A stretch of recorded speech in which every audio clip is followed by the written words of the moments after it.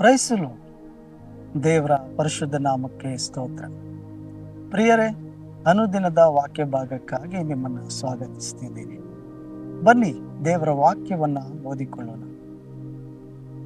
ರೋಮಾಪುರದವರಿಗೆ ಬರೆದ ಪತ್ರಿಕೆ 4ನೇ ಅಧ್ಯಾಯ 8ನೇ ವಚನ. ಕರ್ತನು ಯಾವನ ಪಾಪವನ್ನು ಲೆಕ್ಕಕ್ಕೆ ತರುವುದಿಲ್ಲವೋ ಆ ಮನುಷ್ಯನೇ ಧನ್ಯನು. ಪ್ರಿಯರೇ, ನಿಜವಾದ ಧನ್ಯರು ಯಾರು ಎಂಬುದಾಗಿ ಜ್ಞಾನಿಸ್ತಾ ಬರ್ತಾ ಇದ್ದೀವಿ. ಅಪೊಸ್ತಲನಾದ ಪೌಲನು ರೋಮಾಪುರದವರಿಗೆ ಬರೆಯುವಾಗ ಹೀಗೆ ನಿಜವಾದ ಧನ್ಯರು ಯಾರು ಎಂಬುದಾಗಿ ವಿವರಿಸ್ತಾನೆ. ಅಂದ್ರೆ ಕರ್ತನು ಯಾರ ಪಾಪವನ್ನು ಲೆಕ್ಕಕ್ಕೆ ತರುವುದಿಲ್ಲವೋ ಅವನು ನಿಜವಾದ ಧನ್ಯನು. ಅದೇ 3ನೇ ಅಧ್ಯಾಯದಲ್ಲಿ ನಾವು ನೋಡುವಾಗ ಪೌಲು ರೋಮಾಪುರದವರಿಗೆ ಬರೆಯುವಾಗ ನೀತಿವಂತನು ಒಬ್ಬನಾದರೂ ಇಲ್ಲ, ದೇವರನ್ನು ಹುಡುಕುವವನಿಲ್ಲ ಎಂಬುದಾಗಿ ಬರೀತಾನೆ. ಹಾಗಾದ್ರೆ 3ನೇ ಅಧ್ಯಾಯದಲ್ಲಿ ನಾವು ನೋಡ್ತೇವೆ ನೀತಿವಂತನು ಒಬ್ಬನಾದರೂ ಇಲ್ಲವಂತೆ. ಹಾಗಾದ್ರೆ ಎಲ್ಲರೂ ಪಾಪ ಮಾಡಿದವರೇ, ಎಲ್ಲರೂ ಪಾಪಿಗಳೇ, ಎಲ್ಲರೂ ಕೂಡ ದೇವರಿಗೆ ವಿರೋಧವಾಗಿ ಜೀವಿಸಿದಂತ ಮನುಷ್ಯರೇ ನಾವಾಗಿದ್ದೀವಿ. ಆದರೆ ಯಾರು ಯೇಸು ಕ್ರಿಸ್ತನ ಮೇಲೆ ವಿಶ್ವಾಸ ಇಡ್ತಾರೋ, ಯಾರು ನಂಬಿಕೆಗೆ ವಿಧೇಯರಾಗ್ತಾರೋ, ಕ್ರಿಸ್ತನ ಮೇಲೆ ನಂಬಿಕೆ ಇಟ್ಟು ಆ ನಂಬಿಕೆ ಎಂಬ ವಿಧೇಯತ್ವಕ್ಕೆ ಒಳಗಾಗಿ ಜೀವಿಸ್ತಾರೋ ಅವರ ಮೇಲೆ ದೇವರ ದಯೆ ಇಳಿದು ಬರ್ತದೆ, ಅವರ ಮೇಲೆ ದೇವರ ದಯೆ ಇರ್ತದೆ.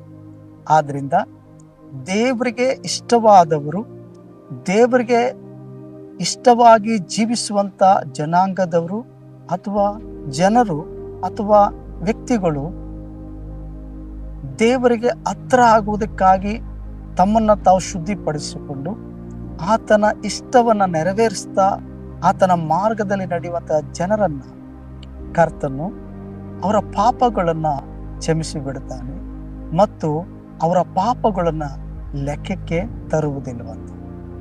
ನೋಡಿ, ನಾವು ಪ್ರಕಟಣೆ ಅಧ್ಯಾಯದಲ್ಲಿ ನೋಡ್ತೀವಿ, ಕರ್ತನ ಭಕ್ತರಾಗಿ ಸಾಯುವವರು ಧನ್ಯರು, ಅವರ ಸುಕೃತ್ಯಗಳು ಅವರೊಡನೆ ಬರುವವು ಎಂಬುದಾಗಿ ವಾಕ್ಯ ಹೇಳ್ತದೆ. ಹಾಗಾದ್ರೆ ಒಬ್ಬ ಮನುಷ್ಯನು ಸಾಯುವಾಗ ಒಳ್ಳೆಯದ್ದು ಕೆಟ್ಟದ್ದು ಅವನ ಹಿಂಬಾಲಿಸಿಕೊಂಡು ಬರ್ತದೆ.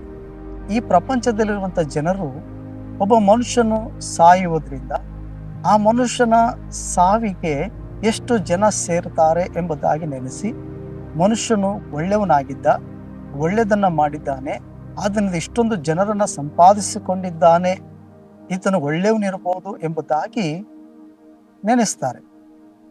ಒಂದು ವೇಳೆ ಒಬ್ಬ ಮನುಷ್ಯನು ಯಾವುದೋ ಕಾರಣಾಂತಕವಾಗಿ ತೀರಿ ಹೋಗಿದ್ರೆ ಆ ಮನುಷ್ಯನ ಸಮಾಧಿ ಕಾರ್ಯಗಳಿಗೆ ಒಂದು ವೇಳೆ ಸ್ವಲ್ಪ ಜನರು ಮಾತ್ರ ಬಂದಿದ್ರೆ ಈ ಮನುಷ್ಯನು ಕೆಟ್ಟವನಿರಬಹುದು, ಈ ಮನುಷ್ಯನು ಸ್ವಾರ್ಥಿ ಇರಬಹುದು, ಈ ಮನುಷ್ಯನು ಬದುಕಿದ್ದಾಗ ಯಾರಿಗೂ ಒಳ್ಳೆ ಕೆಲಸವನ್ನ ಮಾಡಿಲ್ವೇನೋ, ಅದಕ್ಕೆ ಈ ವ್ಯಕ್ತಿ ಜನರನ್ನ ಸಂಪಾದಿಸಿಕೊಳ್ಳದೆ ಇರೋದ್ರಿಂದ ಆತನ ಸಾವಿಗೆ ಸ್ವಲ್ಪ ಜನರು ಮಾತ್ರ ಬಂದಿದ್ದಾನೆ ಎಂಬುದಾಗಿ, ಹೀಗೆ ಒಳ್ಳೆಯವನು ಹೀಗೆ ಕೆಟ್ಟವನು ಎಂಬುದಾಗಿ ಜನರು ಮಾತನಾಡಿಕೊಳ್ತಾರೆ. ಆದರೆ ಒಬ್ಬ ಮನುಷ್ಯನು ಸಾಯುವಾಗ ಅವನ ಒಳ್ಳೆಯದು, ಅವನು ಮಾಡಿದ ಕೆಟ್ಟದ್ದು ಎರಡೂ ಕೂಡ ಅವನ ಜೊತೆಯಲ್ಲಿ ಬರ್ತದೆ.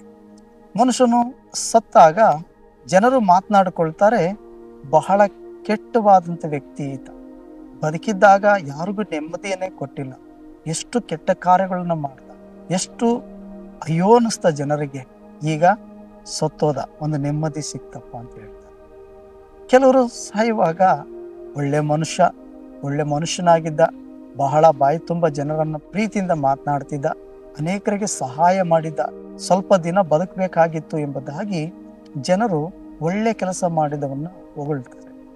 ನೋಡಿ ಪ್ರಿಯರೇ, ಮನುಷ್ಯನ ಲೆಕ್ಕದಲ್ಲಿ ಅವನ ಪಾಪವು ಮತ್ತೆ ಅವನ ಪುಣ್ಯವು ಎರಡು ಕೂಡ ಸೇರಿಸಲ್ಪಡ್ತದೆ.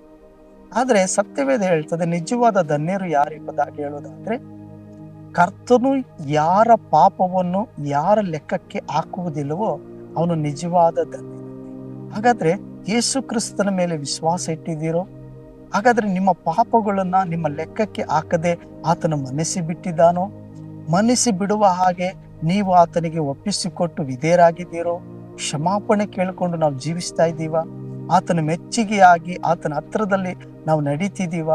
ಹಾಗಾದ್ರೆ ಬೇರೆ ಆತನು ನಿಮ್ಮ ಪಾಪಗಳು ಕೂಡ ಲೆಕ್ಕದಲ್ಲಿ ಇಡದಂತೆ ಆತನು ತೆಗೆದುಹಾಕ್ಬಿಡ್ತಾನೆ. ಅವರು ನಿಜವಾದ ಧನ್ಯರಾಗಿರ್ತಾರೆ. ಒಂದು ವೇಳೆ ನಾನು ಮಾಡಿದ ಪಾಪಗಳು, ನಾನು ದೇವರಿಗೆ ಅವಿಧೇಯನಾಗಿ ಜೀವಿಸ್ತಾ ಇದ್ದೀನಿ, ದೇವರು ಇನ್ನೂ ಕೂಡ ನನ್ನ ಪಾಪಗಳು ಆತನ ಲೆಕ್ಕದಲ್ಲಿ ಇದೆ ಎಂಬುದಾಗಿ ನಿಮ್ಮ ಮನಸ್ಸು ಸಾಕ್ಷಿ ನಿಮ್ಮನ್ನು ಒಂದು ವೇಳೆ ಬಾಧಿಸ್ತಾ ಇದ್ರೆ ಈಗಲೇ ನೀವು ಒಪ್ಪಿಸಿಕೊಳ್ಳಿ. ಕರ್ತನೇ, ನನ್ನ ಪಾಪಗಳನ್ನು ಕ್ಷಮಿಸು. ನನ್ನ ಪಾಪಗಳು ನಿನ್ನ ಮುಂದೆ ಇಟ್ಟದೆ, ನಿನ್ನ ಕಣ್ಣು ದೃಷ್ಟಿಯಲ್ಲಿ ಇಡದೆ ಅದನ್ನ ಕ್ಷಮಿಸಿಬಿಡು ಎಂಬುದಾಗಿ ನಾವು ಕೇಳಿಕೊಳ್ಳುವಾಗ ನಿಶ್ಚಯವಾಗಿ ಕರ್ತನು ಕರುಣಾಮಯನಾಗಿರುವ ಆತನ ರಕ್ತದಿಂದ ನಮ್ಮನ್ನು ಶುದ್ಧಿಪಡಿಸ್ತಾನೆ. ಬನ್ನಿ ಪ್ರಿಯರೇ, ಪ್ರಾರ್ಥನೆ ಮಾಡಿ. ಪ್ರೀತಿ ಸ್ವರೂಪನಾದ ದೇವರೇ, ನಿನ್ನ ಸನ್ನಿಧಾನದಲ್ಲಿ ಯಾವ ಮನುಷ್ಯನೂ ನೀತಿವಂತನಲ್ಲ. ಕರ್ತನಿನ ಮೇಲೆ ವಿಶ್ವಾಸ ಇಟ್ಟು ಯಾರೆಲ್ಲ ದೇವರ ಒಪ್ಪಿಸಿಕೊಟ್ಟು ಕ್ಷಮಾಪಣೆ ಕೇಳ್ತಾರೋ ನಿನ್ನ ರಕ್ತವನ್ನ ತೊಳೆದು ನೀತಿವಂತರಾಗಿ ಮಾಡ್ತದೆ. ಅದಕ್ಕಾಗಿ ಸ್ತೋತ್ರ. ಮನುಷ್ಯನ ಪಾಪಗಳನ್ನ ಲೆಕ್ಕಕ್ಕೆ ತೆಗೆದುಕೊಳ್ಳದೇ ಇರುವಂತ ದೇವರು ನೀನಾಗಿದೆ. ಸ್ತೋತ್ರ ಸ್ವಾಮಿ. ಯೇಸುವಿನ ನಾಮದಲ್ಲಿ ಯಾರೆಲ್ಲ ಒಪ್ಪಿಸಿ ಪ್ರಾರ್ಥಿಸ್ತಿದ್ದಾರೋ ಅವ್ರನ್ನ ಆಶೀರ್ವದಿಸು, ಶುದ್ಧೀಕರಿಸು, ಒಳ್ಳೆ ಮನಸಾಕ್ಷಿಯಿಂದ ಜೀವಿಸುವಂತೆ ಸಹಾಯ ಯೇಸುವಿನ ನಾಮದಲ್ಲಿ ತಂದೆ. ಪ್ರೈಸು. ದೇವರು ನಿಮ್ಮನ್ನ ಆಶೀರ್ವದಿಸು.